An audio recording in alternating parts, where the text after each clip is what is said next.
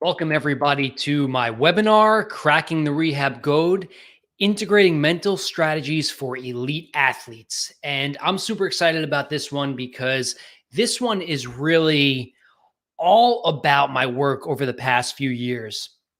It's really been the metamorphosis of transitioning from a physical therapist to a physical therapist that really focuses on the mental side of rehabilitation. And a lot of you that have heard my previous webinars and my work thus far have been kind of caught up to speed with a lot of the new strategies I integrate, but this will really be more comprehensive to provide you a framework that you can take ultimately for yourself and then for others. I'm sorry about the blurriness on the camera there. Just there we go. So we're going to go ahead and start the webinar. And this is going to be a live Q&A webinar, so feel free to absolutely ask questions and get interactive. I should be able to see any question you have on the YouTube live. So let's get you involved, because ultimately I want this to help not only your professional work that you end up doing or you are doing, but also I want you to apply these very concepts to yourself.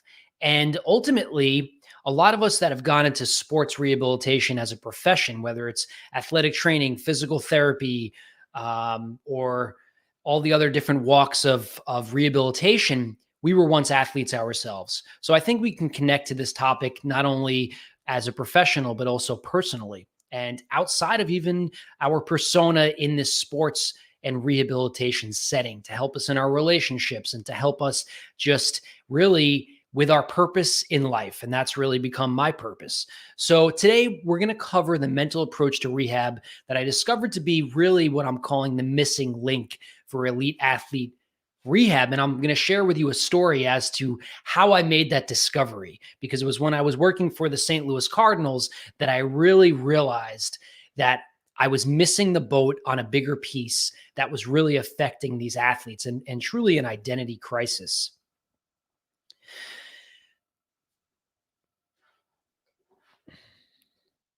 So what's been missed in current models of sports rehab? We're going to cover that specific area, why taking a mental approach is so important, and really how you can start. Because I know this is a touchy subject when you talk to a client, a patient, an athlete about the mental side or their mindset. It can be perceived as you're almost accusing them of being crazy, the pain's in their head. And we all know that pain cannot be separated from the body or the mind, it's one. And really focusing on building that elite relationship between the provider and the athlete. And really the skill there, that's a skill in and of itself, if you think about it. And so integrating these mental skills and strategies, right? It's not just skills like mindfulness, it's also an overall approach of how you develop rapport. And ultimately, at the end, I do want to express just what I'm doing currently in terms of my network that I've built called the Injured to Elite Community. And I want to tell you a little bit about that. But first, we're going to go deep into what this is not actually. It's not a full comprehensive course. It's not a how-to manual or weekend continuing education course. I'm not looking to really make this look easier than it is. I'm not trying to sell this as some kind of gifted, take this and you're going to get the best results with your clients. This is a way to really work in rehabilitation and also go through the rehab process.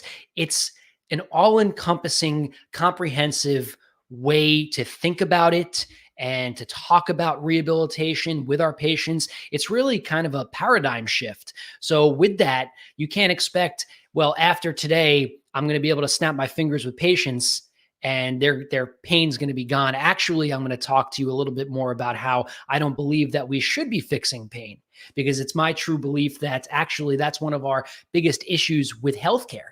We aim to fix too much rather than, good morning, Joseph, nice to see you, rather than really guiding our patients and our athletes. So I'm excited to share this with you.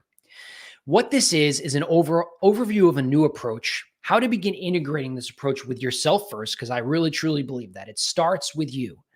And At the end of the day, an offer to continue the training after this webinar with me personally, and offering my mentorship, my coaching with my network, my community, again, called the Injured to Elite Network. And then ultimately, of course, how we all can come together to help an ailing industry. I really feel like we have the best, we have great doctors, we have great science, Western science, but what we're lacking is oneness in our profession, where we can take more of a personal development approach to healthcare rather than always trying to give the pill or the surgery or the physical therapy exercise. We can start to shift how people really view the process so that we can put them as the hero and we can equip them with the tools that we ourselves have learned. So you're going to learn the philosophy of a mental approach that I've developed, the benefits of them, the specific steps, strategies, and skills, how to specifically apply them to you and your own life, and then the next steps to transforming the lives of athletes and others. So I did my last podcast episode was about what I consider to be elite, or what an elite athlete really is, and the seven qualities of that, which I'm going to share with you later. But before we go into the 7 qualities of what I consider elite, because we usually think bigger, faster, stronger, I want to talk about the 7-step process that I kind of overviewed in my book, Injured to Elite, A Guide to Empowering Yourself to Transform Your Life After Injury. And for all you out there that have already read the book, thank you. And I know that it's already making an impact for you. And those of you who haven't seen it yet, check it out on Amazon. But there's 7 steps that I really outline. And it starts with acknowledgement, acknowledging the state you're in. I call the beginning time zero. Then we want to take ownership and get in the driver's seat. And in healthcare, a lot of times you get hurt, you go to the physical therapist, you're on the table, you're in the back seat. We have to put our clients, patients, and ourselves, if we're going through the process, in that driver's seat. And that's where ownership comes into play.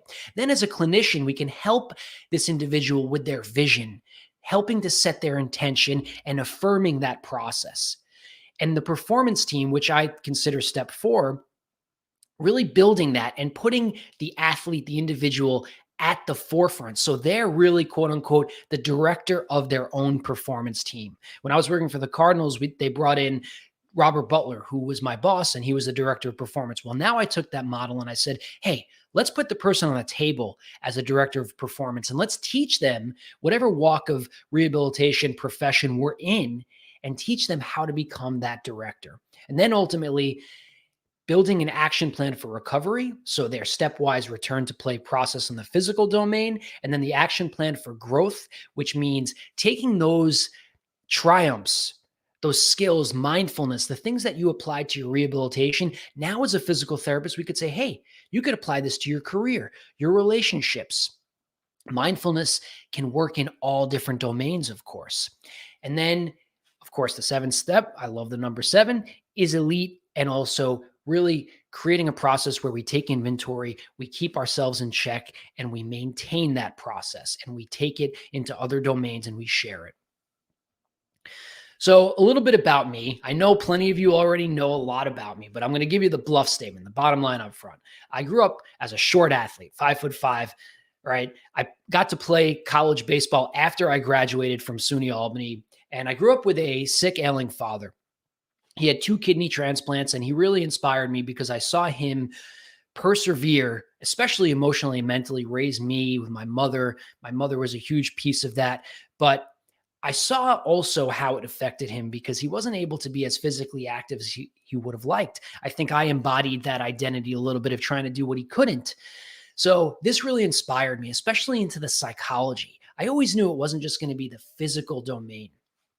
And I recently kind of took this this passion of mine over the past few years. I say recently, I've been practicing as a physical therapist for near 10 years, since 2012. And I started to put this into my own kind of framework, which was the book I wrote, Injured to Elite.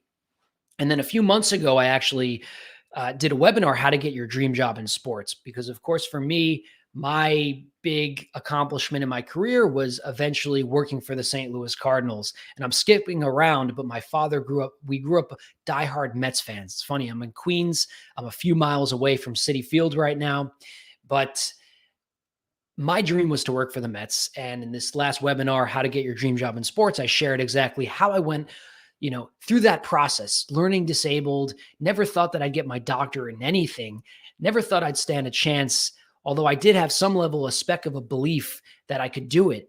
And really sharing with the young early career professionals how they can go about that process themselves. And funny enough, the Cardinals beat the Mets in 2006 in the NLCS.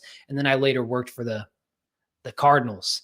So I also host a podcast called Injured to Elite Podcast, where I talk a lot about applying this mental approach, athletes that have gone through trials and tribulations and had to have found this inner authority and power within. Ryan Sheriff is a Major League ball player that came on the show, a good friend of mine, Daniel Bard, who's overcome a lot of adversity, Matt Holliday. And we talk a lot about the mental side of not just rehab, but also just being an athlete and being an individual, a performer. I'm working towards my certified mental performance certification in mental performance, or certified mental performance consultant, working towards that. And I just completed my mentor hours. So as a physical therapist, I wanted to up my game, and I didn't want to go back and get a PhD in psychology or sports psychology. So I'm hopeful to be one of the early physical therapists, maybe the first few, that gets this CMPC degree, and I can apply it to a sports setting and also early career professionals and developing professionals.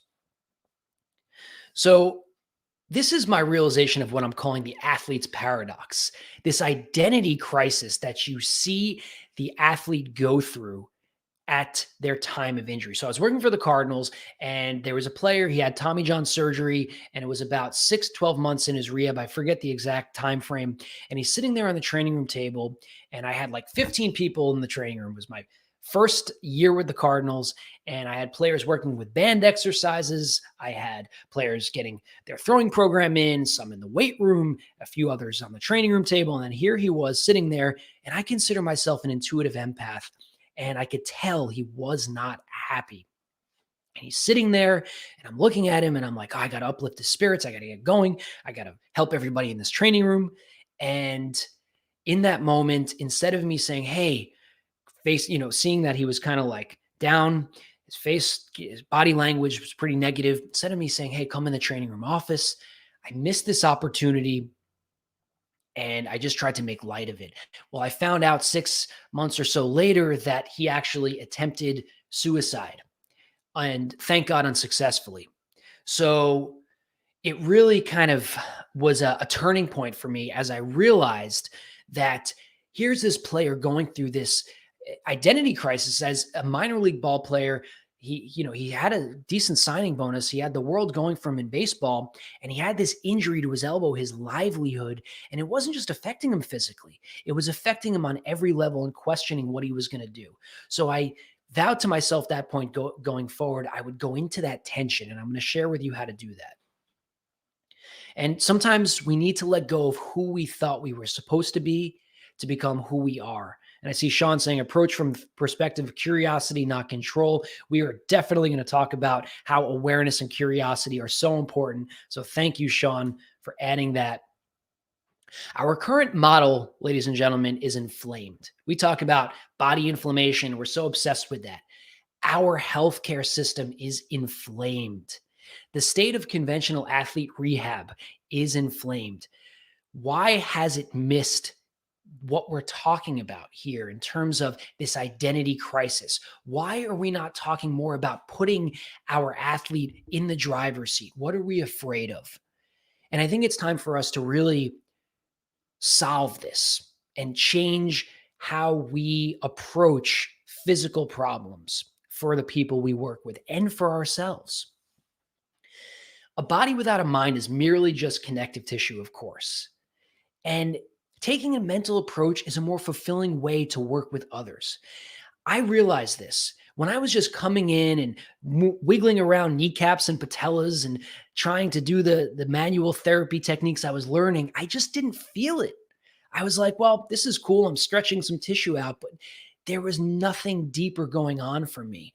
And so, what I've realized now by connecting with people on a higher level, mentally, emotionally, and asking them deeper questions, I found that I was able to really create a fulfilling process for myself where I was able to scratch that itch finally of connection with the people I'm working with, developing more rapport, and even seeing that their compliance increased.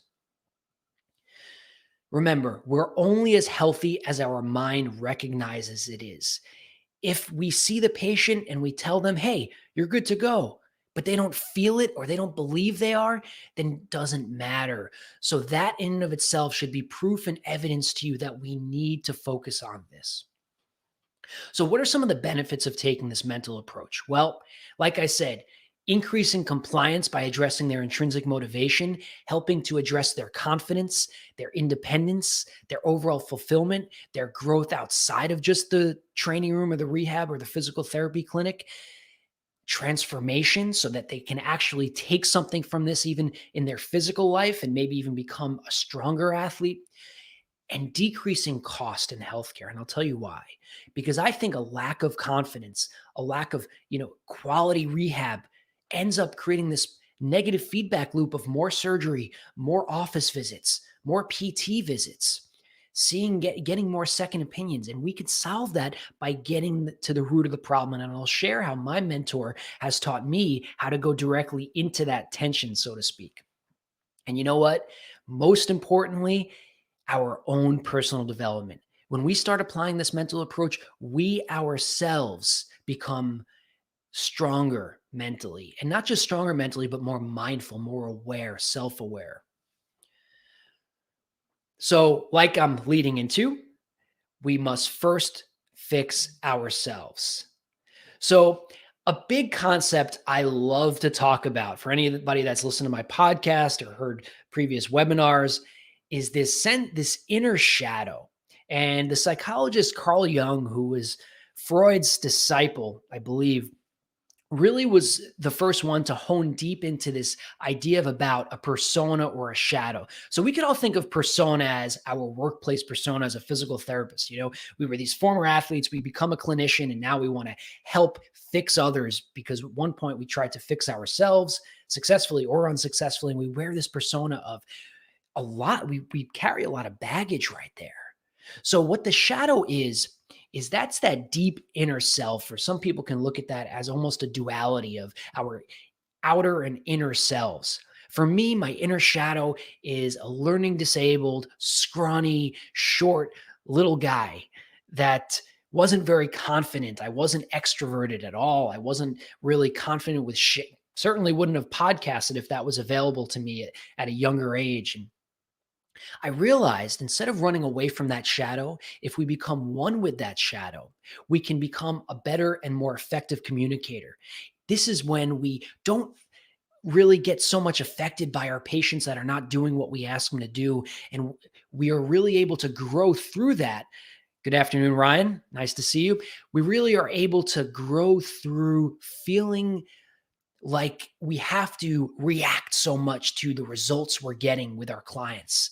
So it first starts with addressing this. So, all right, we're going to do a little exercise. Okay. And I know this is probably outside of some of your comfort zones, but I want to take a moment and I want you all to close your eyes and just listen to me. I don't know how I sound. Hopefully somebody give me a little feedback if the mic volume is too loud or not, but I want you to all close your eyes and I want you to think about what that inner shadow is for you. Who is it? Who's that individual that you find at times yourself running away from, maybe kind of embarrassed about? It could be a former type of physical entity. It could have been heavier, skinnier for me. Maybe you didn't feel confident about the way you looked. I want you to visualize that. I want you to really bring it to life. Okay. Now, I want you to imagine yourself befriending that individual, right? That person that's inspired you in many ways, that shadow that's inspired you to become who you are. I want you to put your arm around that makeup of something that you see there and integrate it. and become one with that. Because now this is something that I learned from two clinical psychologists, psychiatrists, Dr. Phil Stutz and Barry Michaels, who wrote the book, The Tools. They talk about one of the biggest fears people have is the fear of public speaking. Actually, I think it's rated higher than the fear of death. And with that, building this sense of inner authority requires us to become one with our inner shadow. This inner shadow is very connected to the deep parts of our brain, the primitive brain, the monkey brain, the part of the brain that is fight or flight, and also the same part of the brain that integrates pain. So this is a great exercise first to apply for yourself, because remember, everybody that comes onto your table has this inner shadow too. And when they feel pain, it's provoking that shadow of theirs. And if we don't address our own first, then we're just a bunch of people running around with inner shadows connecting with other inner shadows without getting to that higher level. So why yours matters, again, higher purpose in our career, right? Being able to self-actualize and developing confidence, not only with the athletes we work with, but with ourselves. And so hopefully that was helpful for you and just gave you a little bit of a moment to reflect on that, and maybe a little bit of what's led you to becoming who you are. So who are the experts in the current areas of, I guess, quote unquote, this mental side of rehabilitation or pain science? And Dr. David Butler and Lorimer Mosley, they wrote the book Explain Pain, which influenced me to write my book, Injured to Elite. Dr. Ross Wadey, who is out in the UK, and he's actually an injury psychologist. So if you're interested in learning about the actual research on the topic, I would really encourage you to look up Dr. Wadey. He's written a lot about post-traumatic growth for amputees and para-athletes. Also has written a lot about emotional disclosure, which I will talk about briefly. Then we have Dr. Hayes, who created the model of acceptance and commitment therapy, or ACT or ACT, which I think can be very appropriately used in the sports rehab world. And then Dr. Joe Tata, of course, has a podcast and an online course where he teaches how to utilize ACT and ACT into the rehab setting. And then my mentors, John Denny and Dr. Isaac Zur. So I almost get like East and West. John Denny's like my Eastern side, the spiritual side for me. And then Dr. Isaac Zur out of Israel, he is really very Westernized in his approach. And I integrate all these sides of mindfulness to help the people that I work with. So the perspective and attitude is this: just as our hands have been trained to heal, now our minds must be trained to do the same thing. And this is really where it's at, because our hand is just a connection to our nervous system. So what's the next level of communication look like, right? Because I don't think they do a great job educating us on how to effectively communicate. And it starts with empathy, taking that non-judgmental approach that they talk about in psychology, a client-centered approach. And it's interesting, if those that know anything about psychology, a lot of times the psychologist will want to see a picture of a family member or the individual in a certain situation, because they want to do as much as they can to empathize, put themselves in the shoes of the person we are working with. Now, in the physical therapy world and the athletic training world and the rehabilitation world, I think we get very much disconnected from that. And a lot of times we see them as a patient, and we see them as an ACL reconstruction or a rotator cuff repair. I really encourage you to empathize with the total state they're in. How is this affecting their relationship, their sports career, their recreational athletic career? And take a moment and really ask them those questions to get into that, because they'll appreciate that. And in social psychology, there's something I've learned about from Ari Ginsberg, who is actually a physical therapist and an IO psychologist, industrial organizational psychologist, who talks about the similar to me effect. And I really recommend checking out his webinars. Ari Ginsberg, you can find him on LinkedIn, and he does a lot of webinars on just communication and burnout. But the similar to me effect, an example in practice is simply this: if you go into your patient's home and you're doing a home visit and you see a guitar, and you yourself took guitar lessons once, and you're trying to look at how you can break the ice, simple but very effective, talking about, oh, I actually took guitar lessons. That looks cool. Do you play the guitar? So that can help them feel comfortable and break through that ice. I think we're taught at times to be very careful with boundaries, but the reality of it is we improve our engagement when we can connect to that individual. So I encourage that. And ultimately, you want to act as a soundboard. The patient, the athlete might not do everything you say, but at the very least, what you provide that person when they're able to speak with you. Because when they go to the doctor's office, and I have a whole chapter in my book, Conversations with Professionals, a lot of times they don't feel like they are heard. This is something I'm told by patients. They don't feel like they can get that soundboard they want. So this is your opportunity to soundboard their deeper thoughts, emotions, instead of running from that and keeping on, how are you physically feeling? Go into the tension. Ask them how they feel emotionally. And we first want to find our own calm, right? And the example I've been using a lot lately is, if you think of a neurosurgeon and you think of her in the operating room, do you think that her hand is quivering and she's frantically, oh, I have to get this tumor out of the brain? No. For them to be a successful neurosurgeon, they have to find their calm, yet very effective. So don't associate your own calmness with not wanting to help. So we don't always have to be eager and frantic when we're responding and helping somebody. Just like when you're running on the field as an athletic trainer, if you're looking at them very nervous and stressed out, that's not sending a good message to them. So you can work effectively with calm. And I think that's something I encourage all of you to do. And really, especially finding calm when people are talking about uncomfortable things. It's okay. So a little bit about my mental approach here with heart rate variability. We all have learned a little bit about how our sympathetic and parasympathetic nervous system operate. And I can provide you the citation for this in an off air here. But there's plenty of studies, and I put them in my book, on how heart rate variability is associated with decreased recovery time. Well, that's all great when we think about maybe just the physical performance side of it.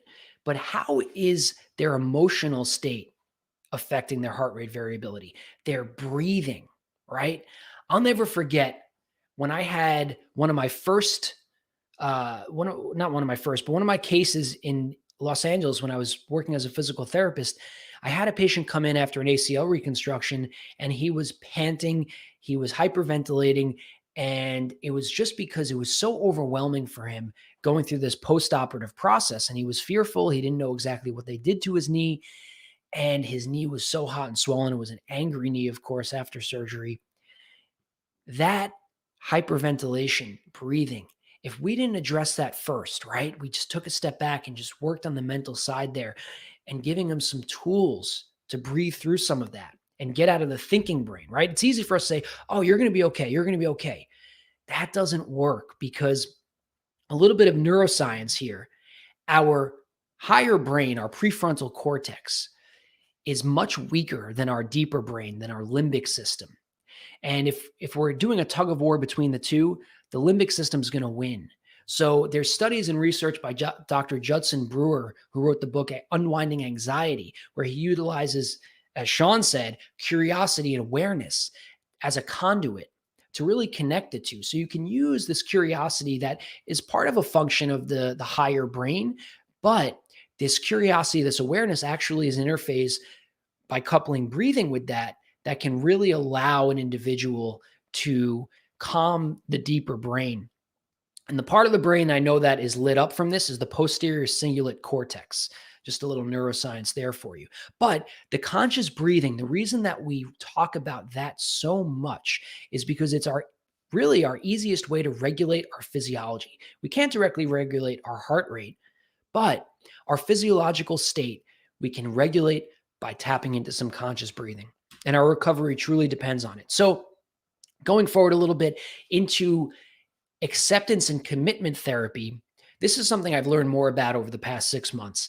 And as I was talking about, Joe Tata has integrated this a lot in the physical therapy space. And you can utilize acceptance commitment therapy in different ways. One of the ways you can integrate it is more of a curriculum-based model where you have, let's say, a rehab group that's in a team setting coming and doing different modules.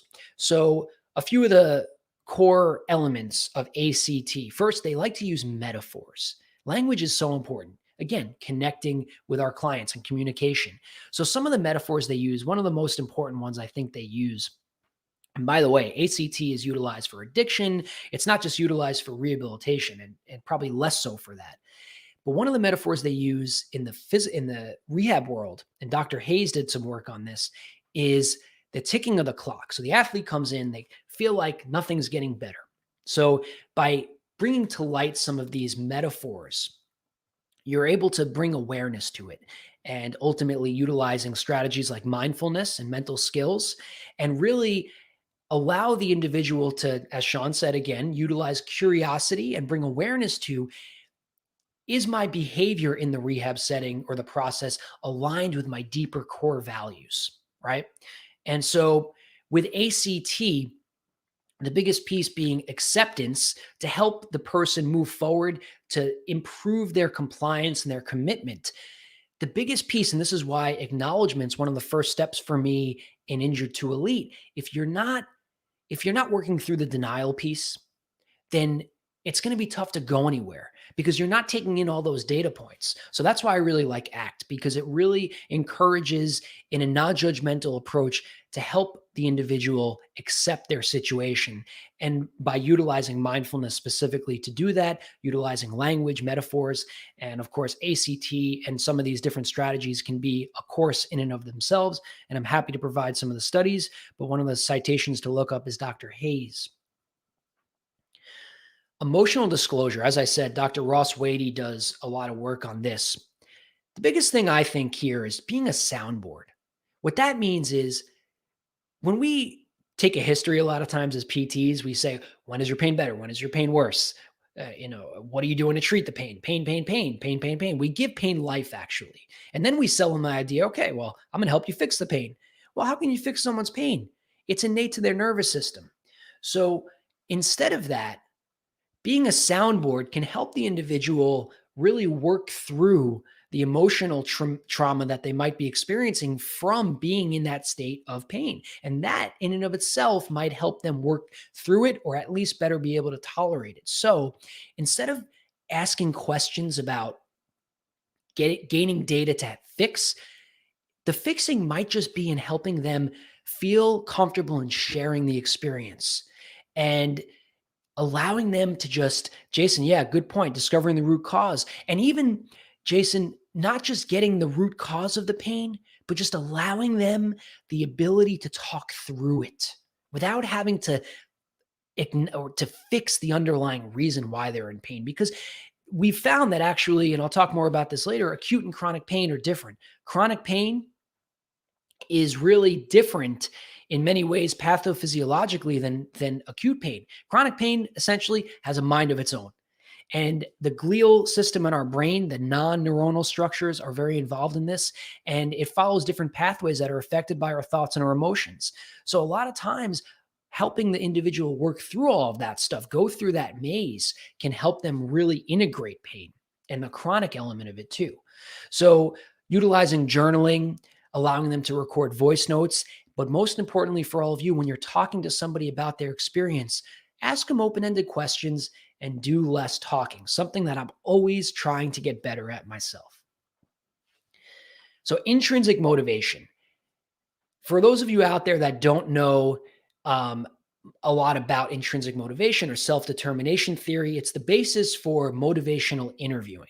So they use motivational interviewing in sports psychology, in nutrition, in a lot of different worlds. And I'm just going to kind of change the screen around because we've been on this for quite some time here. So the three pillars of intrinsic motivation are social support, autonomy, and competency. I think in the rehab world, we do a great job of supporting the people we work with, right? We provide them that framework of they can come in, they can rely on us, right? We encourage them. And then from competency, meaning like building their confidence there, sure, we do a good job at laying down the steps and controlling the variables. But the one thing I realized that in the physical therapy world, at least, that we didn't do a great job of is autonomy. We usually tell them, do this band exercise, use this ankle weight, do this exercise in this fashion. The problem with that is it's hard to increase their intrinsic motivation and their compliance if we don't give them a sense of autonomy. And as I call it, putting them in the driver's seat, taking ownership. So understanding intrinsic motivation should be something we bring more awareness to in the world of rehab and also academically. All right. So next, a shift in perspective.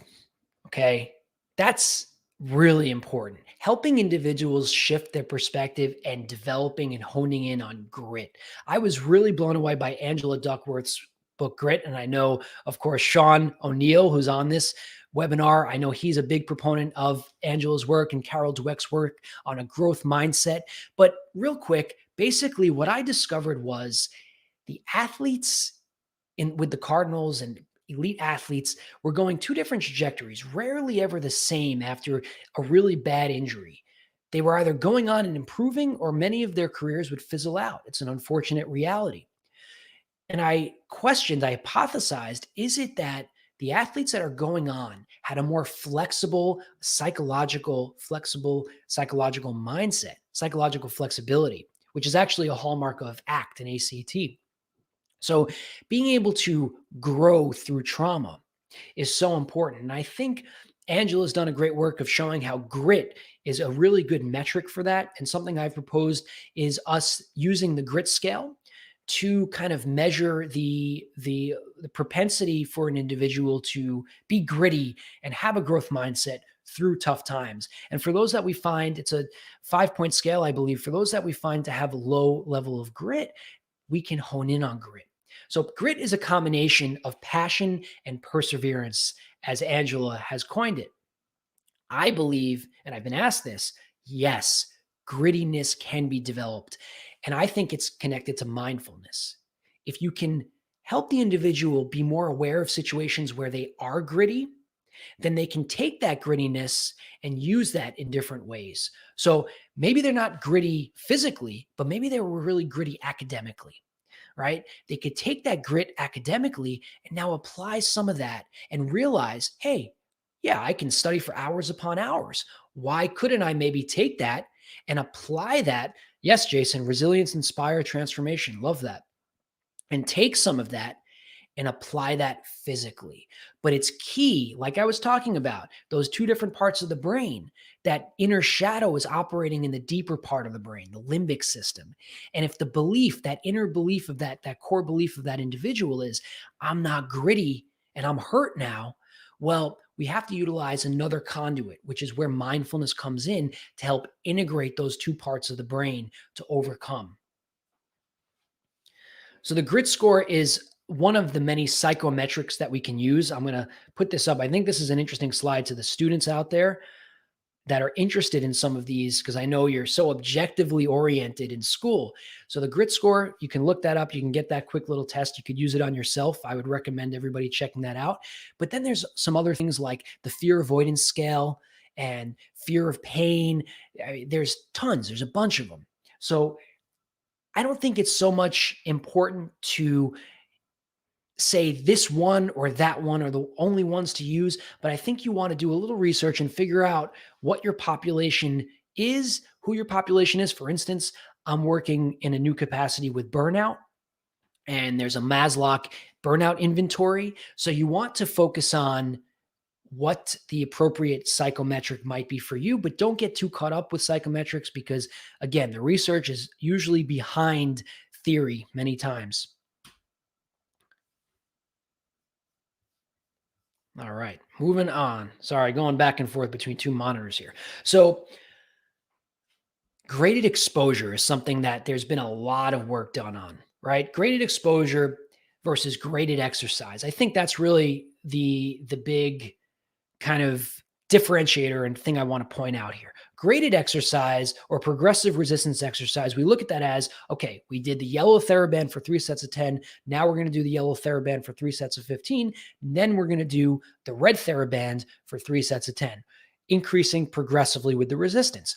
The thought used to be that overload principle would help to break down tissue, rebuild tissue, get stronger.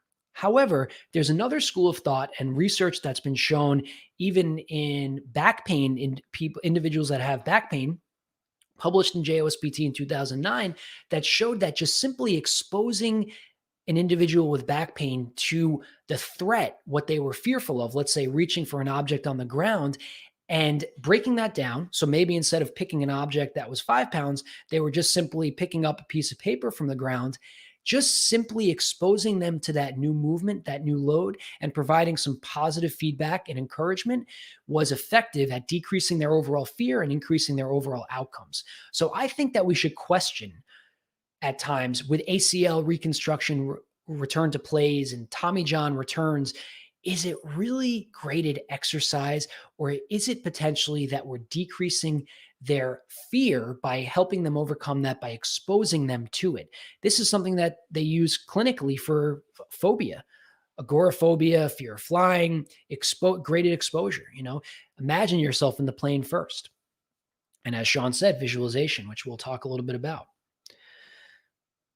So mental skills of visualization, funny enough, I think the phrase believing is seeing is really important, right?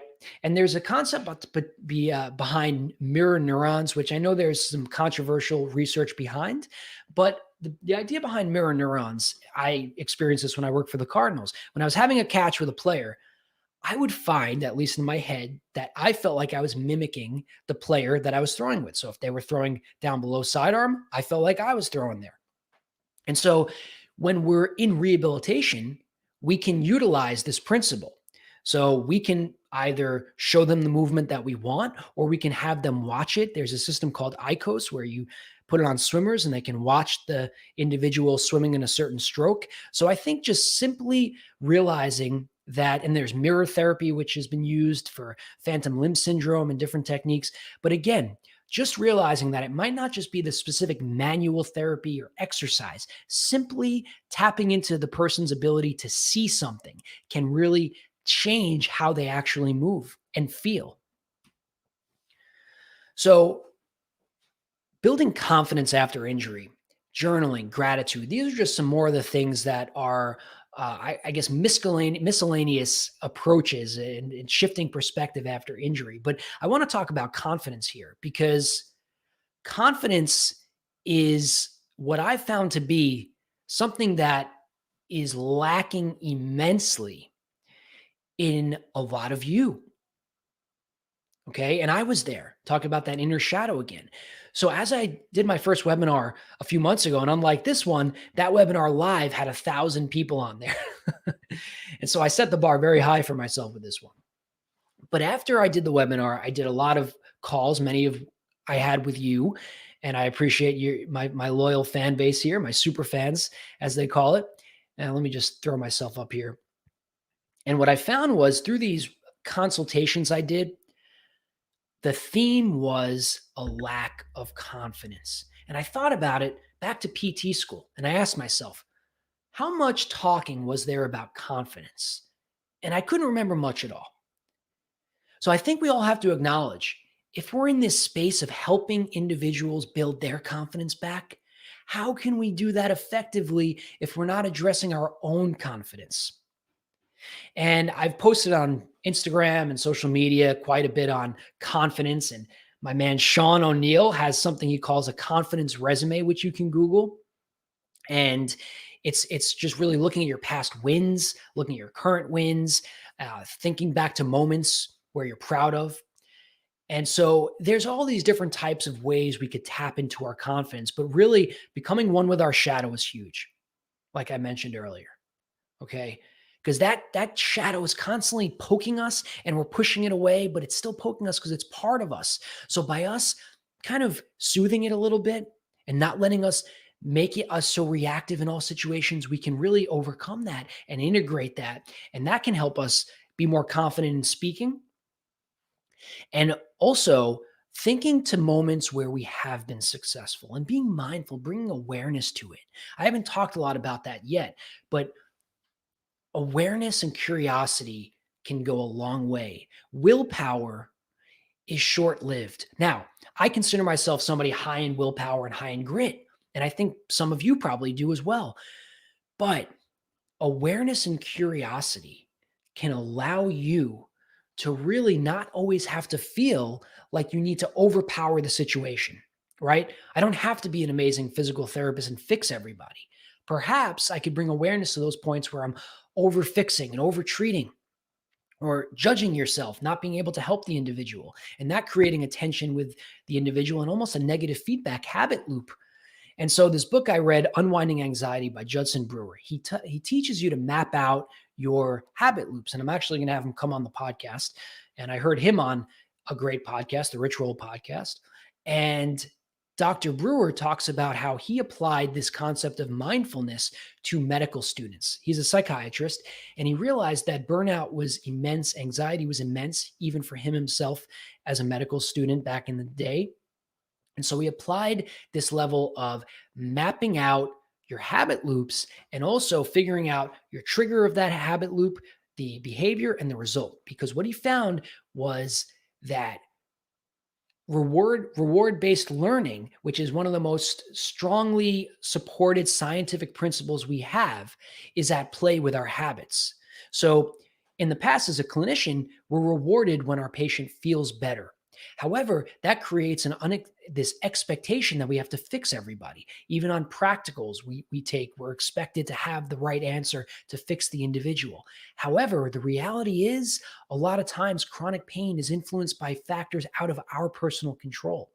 So being able to bring awareness and curiosity to your own habits as a professional and a clinician are going to help you bring awareness to your clients, your patients with their own habits of pain. Because really, I think chronic pain can become a habit loop. And then, of course, the other two that I mentioned on here, and I'm making this more of a comprehensive course right now.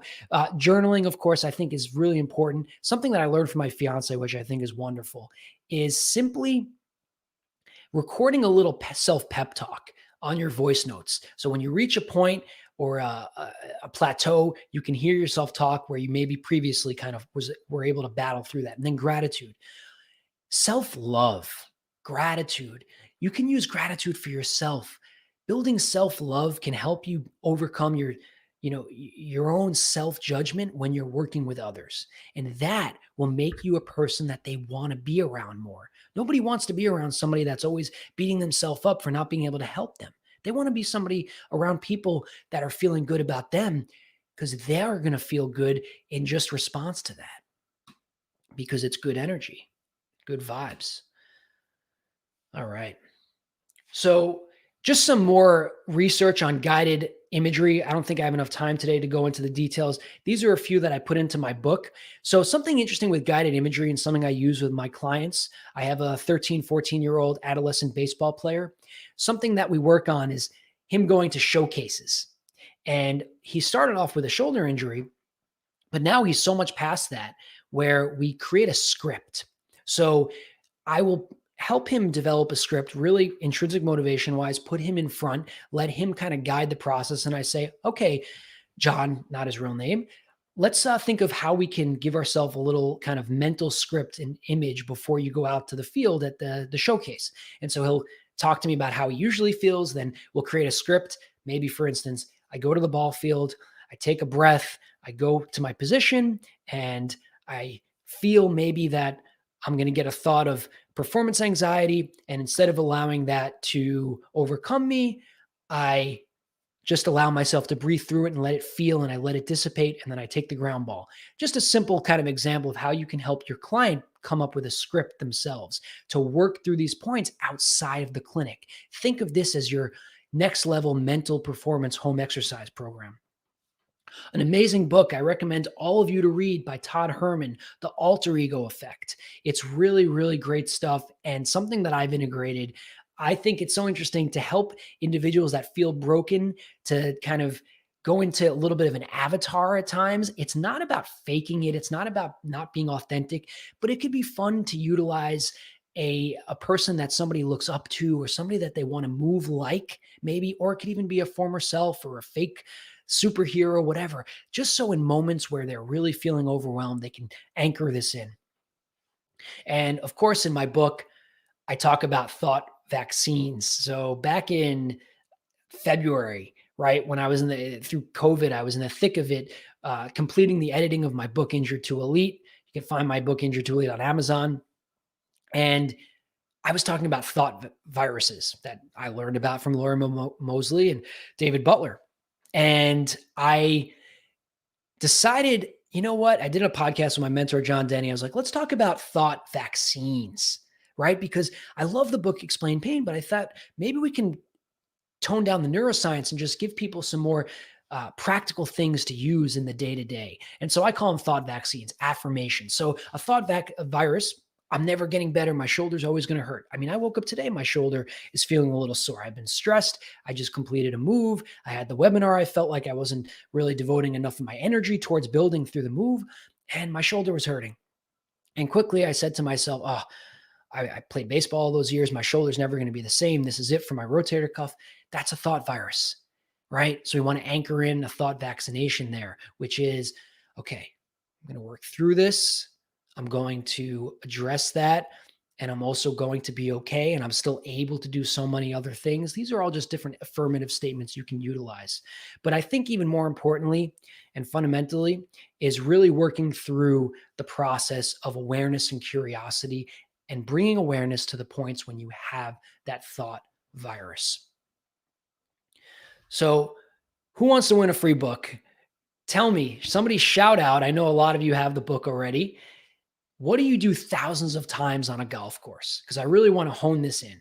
And I'm going to read some of the comments as you're all thinking about this. Great quote. The opposite of success is not failure.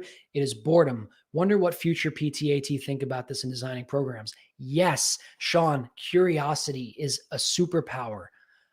And then Winter, what's up, man? I think a main reason is the fear of being wrong. What if the patient's not getting better? Does that mean we're a bad PT from a student perspective? So Winter, that's exactly what we're talking about here. The correlation between being a good clinician and fixing the patient or helping them get better versus them getting better. I think we need to separate those as two different things.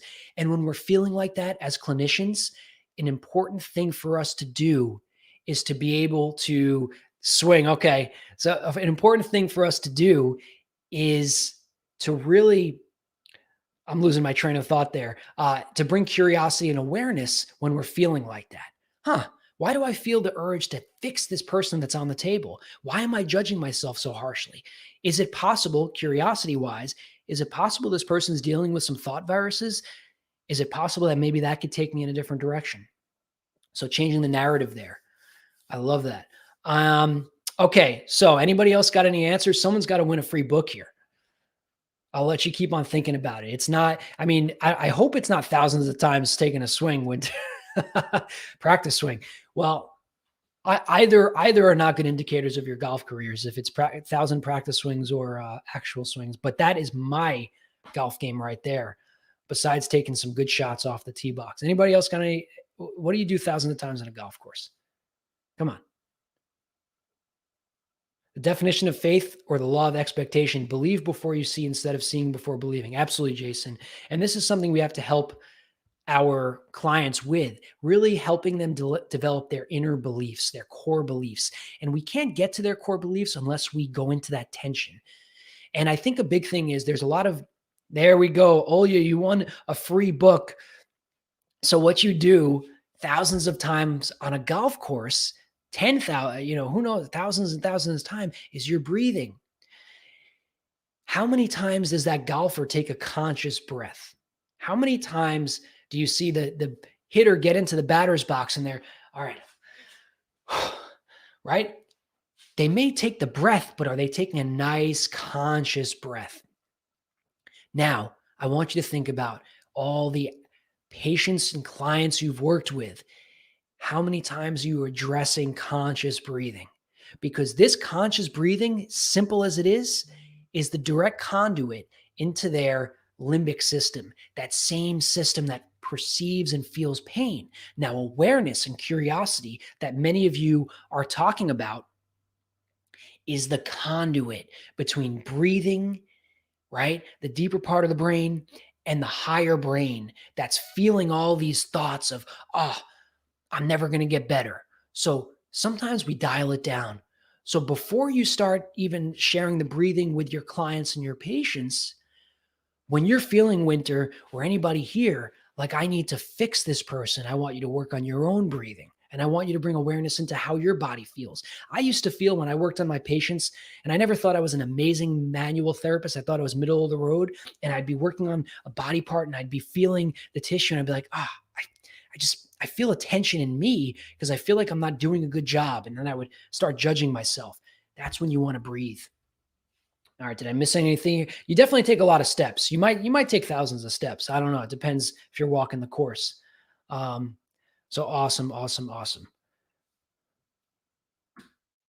Okay, so a quick conscious breathing strategy is the reset breath. For those of you that don't know it yet, sorry. For those that do, so the reset breath was taught to me by John Denny. He utilizes this with heart math, which really trains heart rate variability. It's a great system that can really scientifically train what we're talking about here, specifically for those that are in a stress state, when you can see kind of your breathing and heart rhythm waves.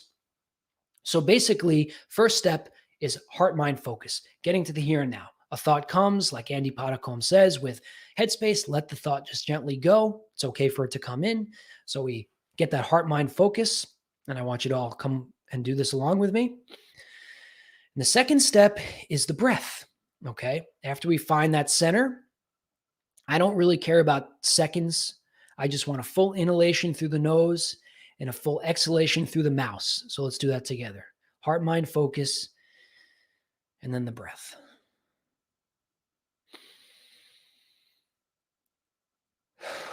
And the third step, and it should be a full exhalation. That was a bad breath. The third, because I was thinking about the third step, which is a thought of gratitude.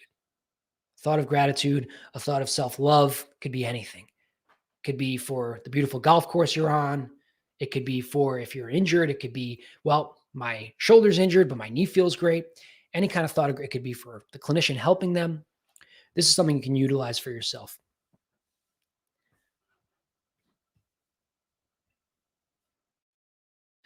So to Jason, what you were saying, and I like what you said, train the mind and the body will follow. I think my even evolved is train the mind and body together. We don't get what we want. We get what we believe. All right. We don't get what we want. We get what we believe. This is something that I hear John Denny, my mentor, talk a lot about. And I think it's true. Again, we want to get to the core root of the beliefs of those who we work with. So in my last podcast, I shared a little bit about the 7 characteristics of elite in rehab. So quickly going over, you can listen to my podcast, Injured to Elite on Google, but it's purpose, service, open-minded skepticism, patience, becoming one with our shadow, breaking through fear, and belief. Belief is coming up a lot. So in a nutshell, and I know we're coming towards the end of the hour here, I really think we should change the paradigm from just simply the idea of bigger, faster, stronger, and shifting that to this idea behind the mental, emotional, self-regulatory elite characteristics. And these are things that we talked all about today. So now we can start judging the athletes and the clinicians we work with, or as I call the heavy hitters in the profession, by this instead of simply who is the biggest, who's got the most home runs. Well, how about who was able to overcome the most fear? Who has the biggest sense of belief, the deepest sense of belief in themselves? Who's got the highest sense of purpose as an athlete, right? And we can help non-professional athletes do this as well. So, where do you start? When you're talking with an individual, like I've kind of mentioned, it can be fearful to say, well, you're just thinking bad thoughts, or this is all in your head. And we're fearful that, hey, the patient's going to think that I'm accusing them of being crazy. Instead, start to develop your own inner beliefs for yourself about this. And when you speak about this with your clients, with your patients, with the athlete, you want to have confidence yourself here. You don't want to tiptoe around it. And you can explain to them, well, we know that pain is a part of our nervous system. So in many ways, yes, the pain is perceived in our brain and our body together. The more confident I found myself sharing this, the more receptive people were. And the interesting thing is, People are receptive to it. And these things people connect with because they can relate to it. So, as I was taught by my mentor, some of the biggest things you're going to take from me telling you today: go into the tension, put the elephant into the room. What I mean by that is when I was working with that athlete that was on the treatment room table and I danced around it, tried to make light of the situation, instead of me doing that, if I went back in time, I would go into the training room office and I would say to the athlete, "It seems like you're feeling not so great mentally. How are you doing?" Go into it, go right into it. And then you can reflect on the things they say. So instead of feeling like, "Oh, I don't know what to tell them, I don't know how to respond," here's an idea. And this is out of a psychologist's playbook. And if you see a psychologist, you'll realize that they do this.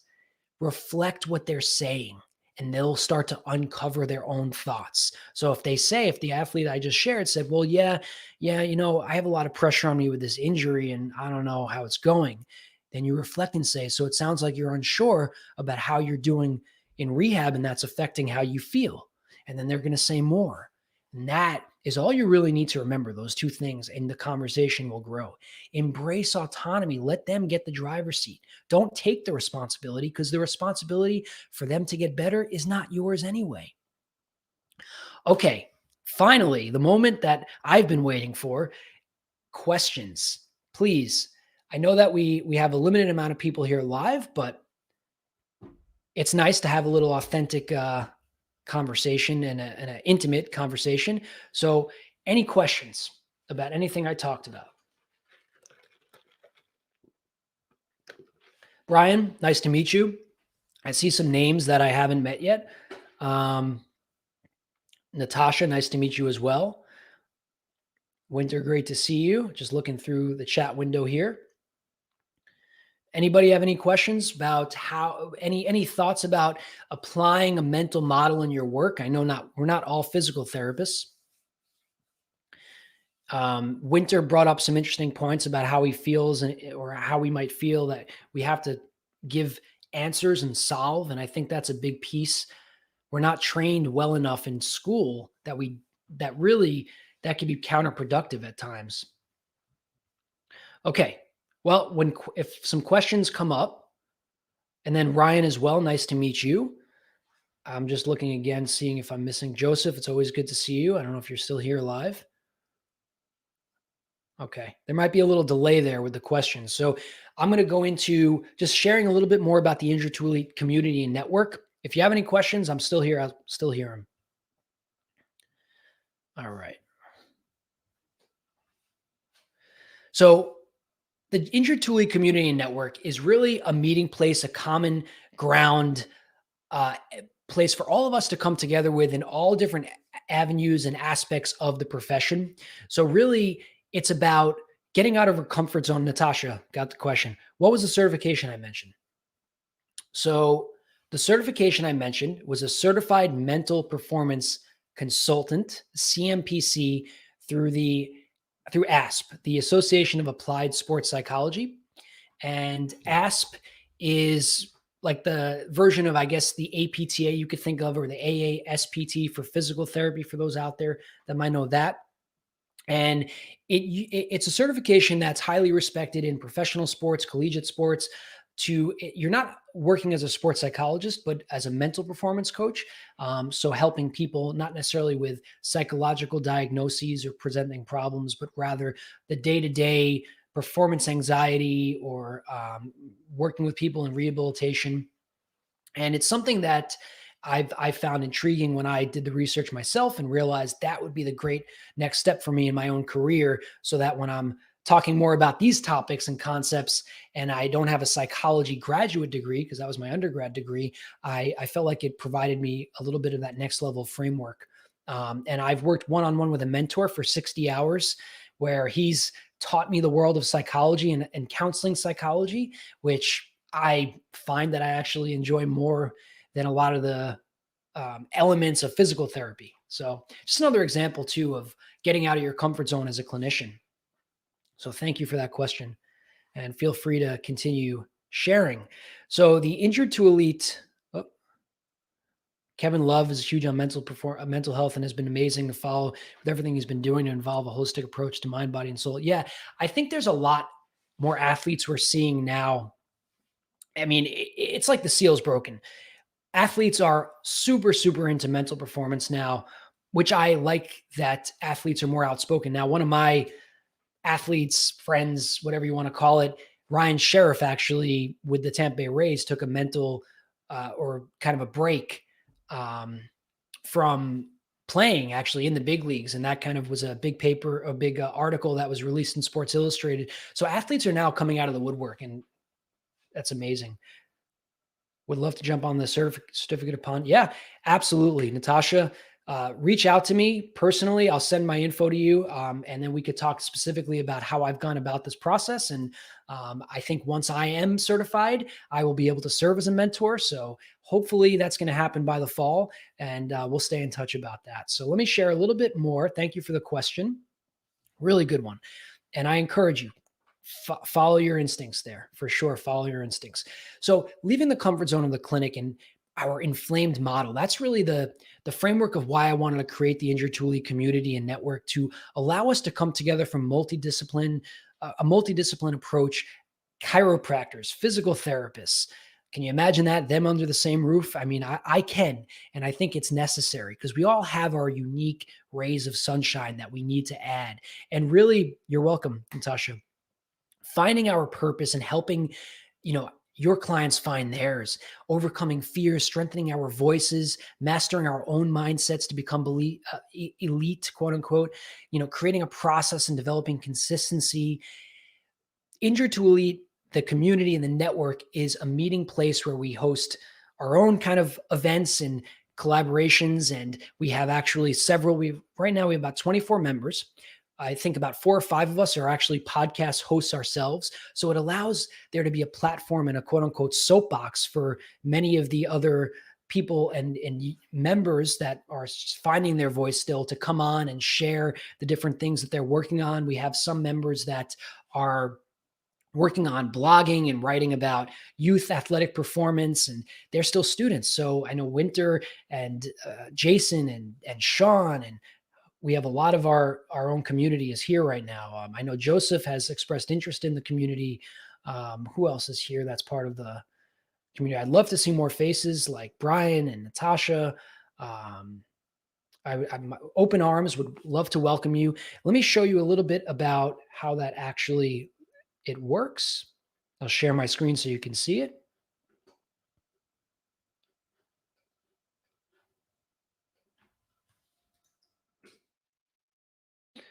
All right.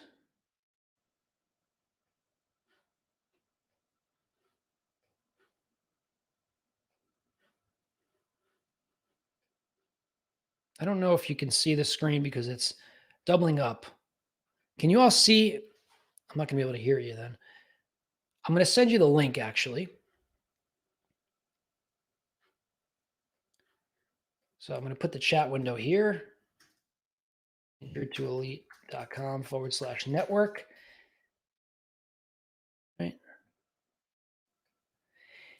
And I'll walk you through it individually. There's a smaller group here, but basically it's not a Facebook group. It's actually like my own version of a Facebook group on a different platform called Circle. There's different spaces where people post about different topics, such as finding your creative genius within, and just soundboarding your own ideas and content.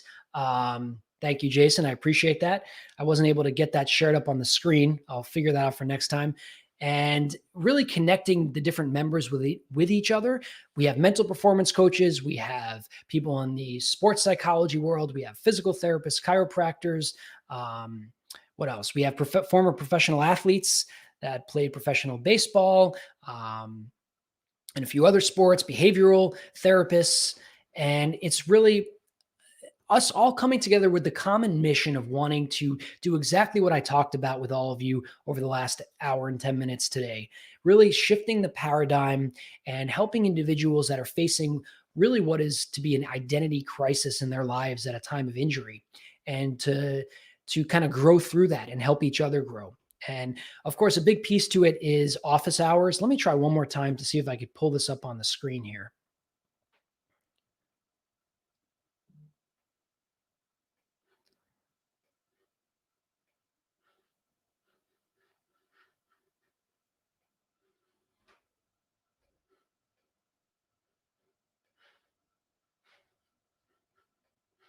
All right, we're going to open up a new window.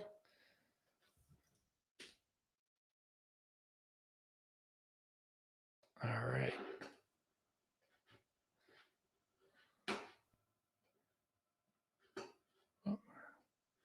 So let's try this here. Share my screen. There we go. All right. Now we're in business. So this is the actual network itself. And on the left-hand side here, you see different spaces such as tools of the trade, ask me anything. So we call those AMAs. Some people ask questions about the CSCS, elbow injuries, pediatric development, basically anything that comes to mind that you need help with. You have a group of experts. And then we have our founding members here that have their podcasts and different meetings that we plan and webinars and private Zoom calls.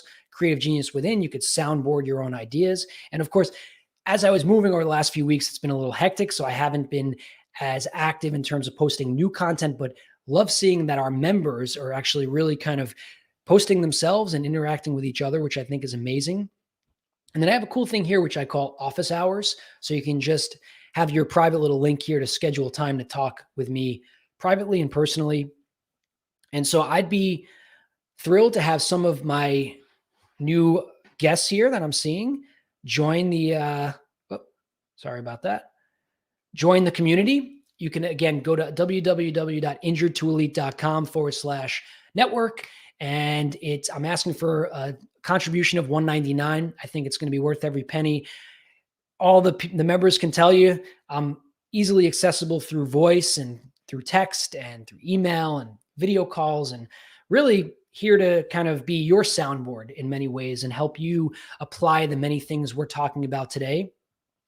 So I'd love to see you join and be a part of it and really kind of help me with this mission I have to shift the paradigm from what I saw in 2015, 16, and 17, and this new wave of Kevin Loves and the Ryan Sheriffs and all these athletes that are coming out of the woodworks. Well, if I want to be anywhere, I want to be behind those individuals to help them on this mission. And I think it's important that we have, Lorraine, nice to see you and glad to hear that you'll be checking that out. I think it's really important that we get behind these athletes that are also going to lead it in many ways. And that's why I thought it was important to have athletes as a part of the network and the community. And so just really finishing up with the webinar, I had a few more slides. I'm going to go back to sharing here. Sorry about the clunkiness here.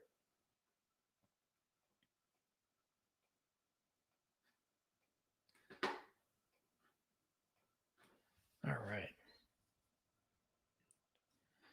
So I want to thank everybody for your time on a Saturday. The weather's getting better. You could be in a lot of places. You decided to be here, which I feel very, very honored that you spent some time with me. I hope that you learned a little something.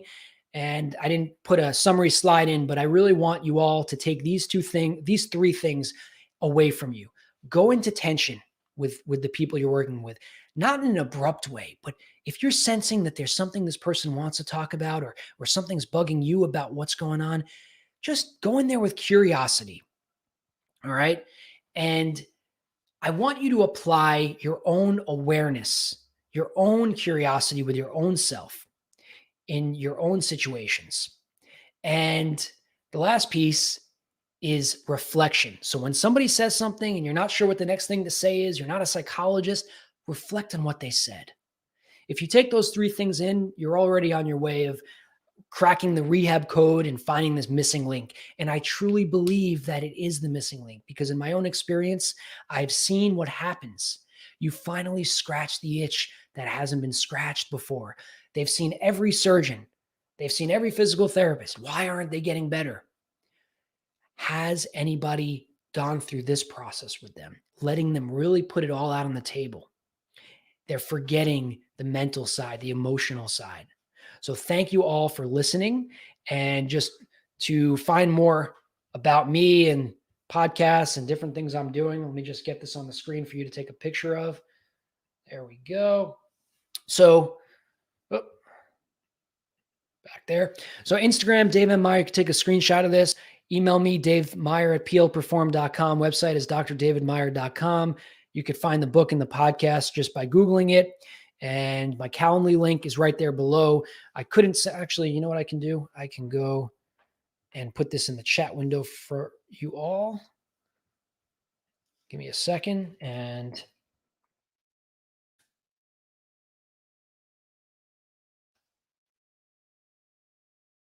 get that link for you to make your life a little bit easier. All right. Here you go. You want to schedule a time to chat, there you go. Take a pic of this. Another question. What would you recommend for someone who's in their last year of PT school with limited time at the moment as we prep for the NPTE and finishing up clinicals? Is this better to invest later in? It's really up to you.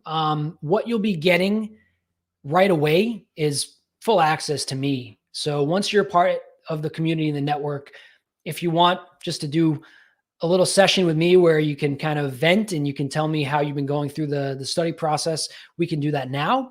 You can take the test and I'll still be here. So there's no stress. I think it's when you feel most comfortable doing it is the right moment. There's no pressure here. That's very anti what I'm about. So come in when you feel you can get the most value from connecting with me and my community. But I will say, make sure you prioritize your own self-love, your own awareness and curiosity. And I want people to realize I talk about a lot of these mindfulness things, but me, myself, I had to apply these because I was the victim of trying to get the dream job right away. I was self-deprecating, beating myself up. I have to do so well on, working with my patients and tests and all these things. So I've found much more fulfillment in kind of integrating all of this and getting, I guess, a little bit away from that. So whenever you feel is the right time is the right time. And I think that's going to wrap it up. So thank you everybody for staying for the whole entire. We still have guests here, which I'm honored to see. It's been almost an hour and 20 minutes. Go enjoy your day. Check out the community. Check out more of my content, podcast. Reach out to me. I mean that from the bottom of my heart. There's my Calendly link. Book that up. And we're all coming into some good times. And I'll leave you this one thing I heard and learned about, which was Judson Brewer, who wrote the book Unwinding Anxiety. At the end of the book, he talks about, and it doesn't ruin the book, but talks about how he believes that it's actually innate to us to want to see good in ourselves and others. And I think in these darker times we've gone through, if we remember that our reward-based learning system was conditioned for good, then we're heading in a good direction, even if we're going through some bumps in the road. So sending harmony and good vibes out to the world. Have a great weekend, and thanks all for joining.